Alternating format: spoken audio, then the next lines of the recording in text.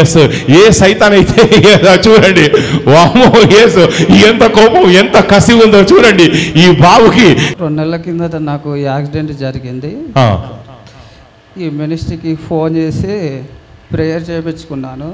అది జరిగిన సిచ్యువేషన్ ఎట్టుందంటే ఎముకలు మొత్తం ఇరిగిపోవాల్సిన సిచ్యువేషన్, కానీ ఒక్క ఎముక కూడా ఇరగలేదు. ఒక్క ఎముక కూడా ఇరగలేదు. ఎలా యాక్సిడెంట్ ఎలా అయింది?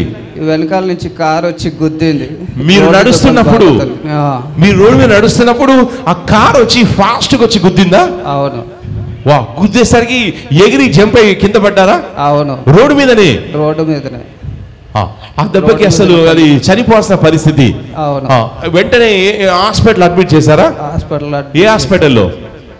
ఉస్మానియా. ఉస్మాన్ హాస్పిటల్. ఎన్ని రోజులు ఉన్నారా ఉస్మాన్ హాస్పిటల్లో?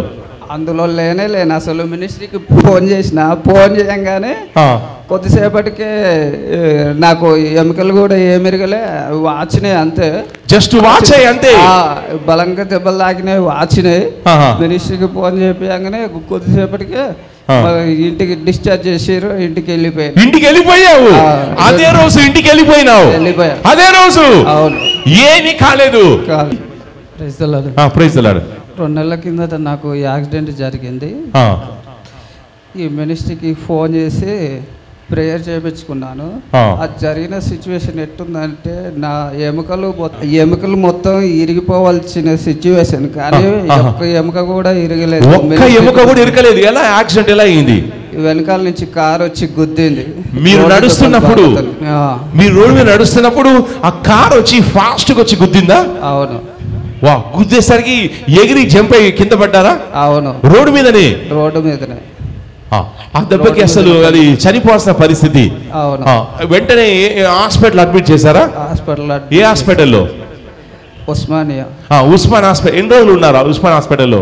అందులో లేనే అసలు. మినిస్ట్రీకి ఫోన్ చేసిన, ఫోన్ చేయంగానే కొద్దిసేపటికే నాకు ఎముకలు కూడా ఏమిరగలే, వాచినాయి అంతే. జస్ట్ వాచ్ అయ్యి అంతే. బలంగా దెబ్బలు తాకినాయి, వాచినాయి. మినిస్ట్రీకి ఫోన్ చేయంగానే కొద్దిసేపటికే ఇంటికి డిశ్చార్జ్ చేసారు. ఇంటికి వెళ్ళిపోయాను. ఇంటికి వెళ్ళిపోయావు? అదే రోజు ఇంటికి వెళ్ళిపోయినావు? వెళ్ళిపోయా. అదే రోజు. అవును. ఏమీ కాలేదు. కాళ్ళు ఎముకలు ఇరగడం కానీ, బోన్స్ ఇరగడం కానీ, ఫ్రాక్చర్ కానీ ఏమీ కాలేదు. జస్ట్ దెబ్బ తగిలితే కొంచెం స్వెల్లింగ్ అయింది. ఇంటికి వెళ్ళి ఉప్పుతో, వేడి ఉప్పుతో కాపురం పెట్టుకోని చెప్పారు. ఇంటికి వెళ్ళిపోయినావు? వెళ్ళిపోయాను. మళ్ళీ చాలా నొప్పులు ఉండే. 2 వారాలకి మందిరానికి వచ్చి మళ్ళీ ప్రేయర్ చేయించుకొని వెళ్ళాను. ఆ నొప్పులు ఏవి కూడా ఇప్పుడు లేవు. ఇప్పుడు ఏ నొప్పులు కూడా లేవు.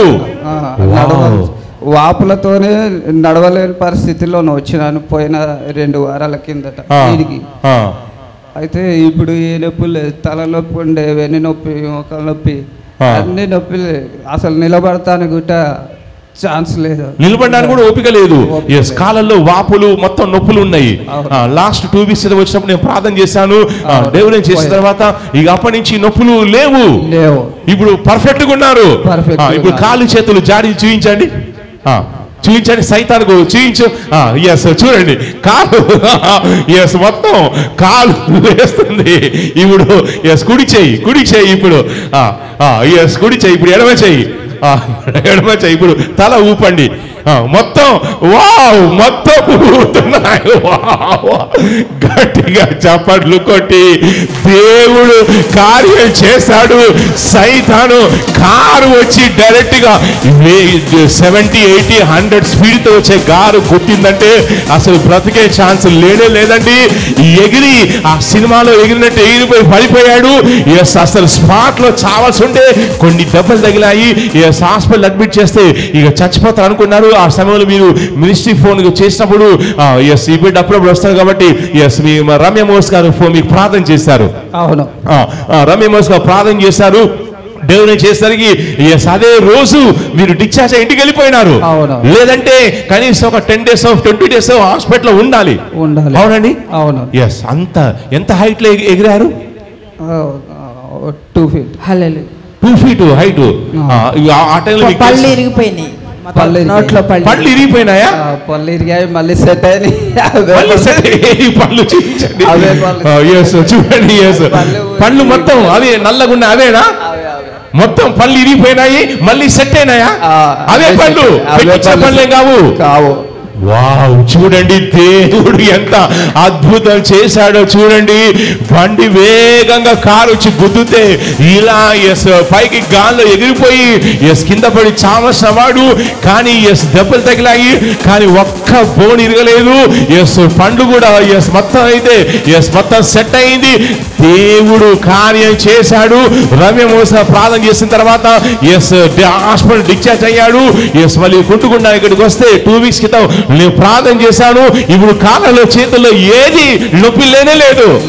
ఇప్పుడు సైతాను వచ్చాడు. ఇప్పుడు నిన్ను యాక్సిడెంట్ చేసే సైతాన్ ఇప్పుడు నీకు దొరికాడు. ఏం చేస్తావు? కాళ్ళ కింద ఏం చేస్తావు? ఇప్పుడు ఒకసారి తొక్కి చూపించు. ఏ సైతాన్ అయితే చూడండి, వామో ఎంత కోపం, ఎంత కసి ఉందో చూడండి. ఈ బాబుకి సైతాన్ దొరికితే చంపేటట్టున్నాడు. చంపి మర్డర్ చేసి సెంటర్ జరిగితే వెళ్ళేటట్టున్నాడు. సైతాను శీఘ్రంగా సమాధానకర్తనే దేవుడు సాతాను శీఘ్రంగా ఈ క్షణమే నీ కాళ్ళ కింద చితక తొక్కిస్తున్నాడు. దేవుడు ప్రాణగండం నుంచి తప్పించాడు. అవునా? అది ప్రాణగండమా లేదా? ఆ రోజు దినం పెట్టాలి, తద్దినం పెట్టాలని సాతాను ఆ కారులో, అసలు వానికి మీకు సంబంధం ఉందా? అసలు మీ రోడ్డు పక్కనే నడుచుకుంటూ వెళ్తున్నావు. అవునా? రోడ్డు పక్కన నడుచుకు వెళ్తున్నాడు, కానీ ఆ కారులో నడిపే వాడిలో దయ్యం దూరిపోయి వాడు వచ్చి డైరెక్ట్ గా మిమ్మల్ని గుద్దాడు. మార్నింగ్ 6 జరిగినట్టుంది అది. Morning 6 o'clock. అసలు మార్నింగ్ 6 o'clock అసలు ఏ ట్రాఫిక్ ఉండదు. అవునా? సైతాను పొద్దున్నే 6 గంటలకు ముహూర్తం పెట్టాడు. రోడ్డు మీద నడుచుకుంటూ వెళ్తున్నారా? ఎక్కడికి వెళ్తున్నారు? ఎల్బీ నగర్ నుంచి వెళ్తున్నాను నేను. డివైడర్ పై నుంచి వెళ్తున్నా. డివైడర్ రోడ్డుకు నాకు చాలా దూరం ఉంది, 2-3 feet దాకా ఉంది.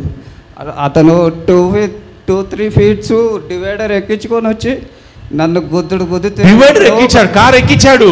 అవును, డివైడర్ ఎక్కించి గుద్దాడు. చెట్లు విరిగిపోయినాయి, చెట్లు కూడా విరిగిపోయినాయి. అవును. వామ్మో, వాడేదో మిమ్మల్ని చంపడం కోసం వచ్చిన మూటా మేస్త్రి లాగా ఉన్నాడు. అందరూ అదే అంటున్నారు, నీ మీద ఆ కారుకు ఏం కోపం ఉంది, నిన్ను చంపమని ఏదో 100 కోట్ల సఫారీ తీసుకొని కారు వచ్చి గుద్దిపోవడం కోసం వచ్చాడు. డివైడర్ ఎక్కి మిమ్మల్ని గుద్దాడు. అవును. మీరు డివైడర్ మీద నడుస్తున్నారా? అవును. డివైడర్ మీద, రోడ్డు మీద కాదు, డివైడర్ మీద నడుస్తున్నాడు. చూడండి, ఆశ్చర్యం చూడండి, దయ్యం ఎంత విచిత్రంగా పనిచేస్తుందో. ఈ డివైడర్ మీద నడుస్తున్నప్పుడు ఈ యాక్సిడెంట్ అయ్యే అవకాశం ఉందండి? లేదు. కానీ ఈ కారోడు డివైడర్ ఎక్కించి మళ్ళీ గుద్దాడంట, వెళ్ళి మళ్ళీ చెట్టును గుద్దాడంట. వాడిని పట్టుకున్నారా జనాలు? లేదు, వాడంతా వెళ్ళిపోయాడు. నన్ను గుద్దేసి చెట్లని ఎరగొట్టుకొని వెళ్ళిపోయాడు. చెట్లు గుద్ది కూడా అట్లా వెళ్ళిపోయాడు. సఫారీ గ్యాంగ్ లాగా ఉండి 100 కోట్లు తీసుకొని చంపడం కోసం వచ్చిన సఫారీ గ్యాంగ్ లాగా ఉన్నాడు. అయినా కానీ దేవుడు మిమ్మల్ని కాపాడాడు. అవునా? ఆ రోజు ప్రాణగండమే. అవునా? దేవుడు కాపుదల ఉంది. ఆ రోజు ప్రాణగండం నుంచి దేవుడు తప్పించాడు. ఎందుకంటే ఈ బిడ్డ అప్పుడప్పుడు మా లైవ్ చూస్తుంటావా?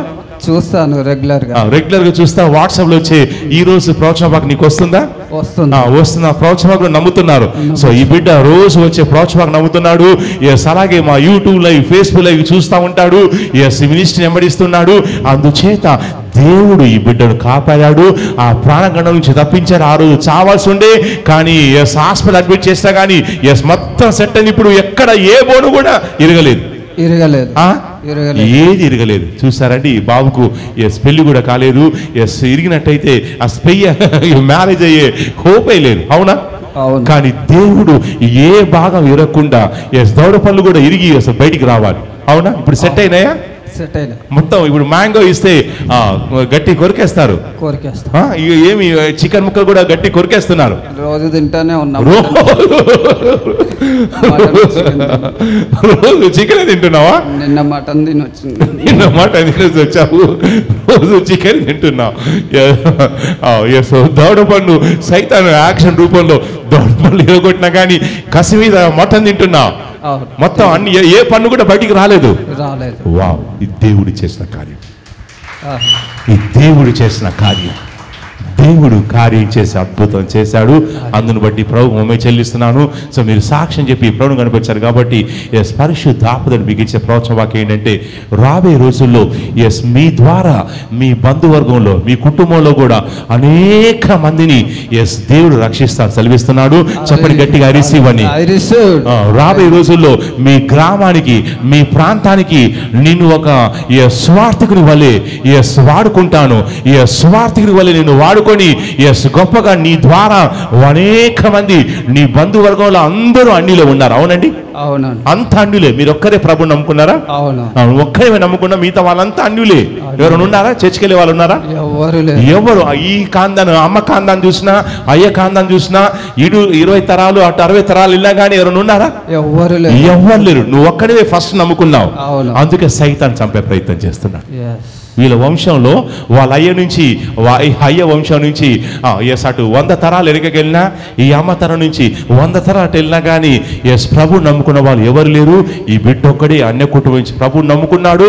అయితే సైతాన్ లేపాలని ప్లాన్ వేశాడు, కానీ దేవుడు కాపాడాడు.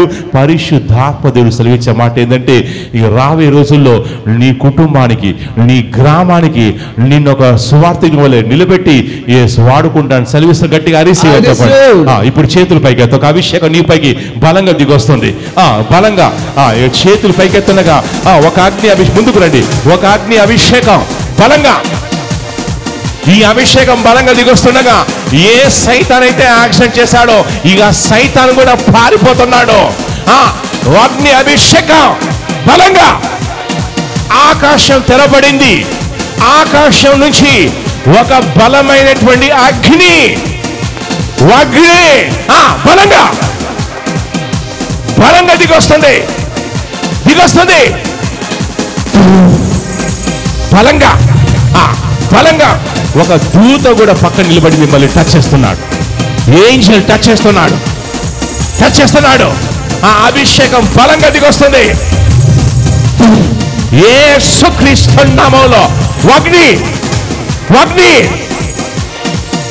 టచ్ చేస్తుంది. అద్భుతం జరుగుతుంది. యేసుక్రీస్తు నామములో గట్టిగా చప్పట్లు కొట్టి ప్రభును గణపరిచి గట్టిగా చెప్పండి హల్లెలూయా.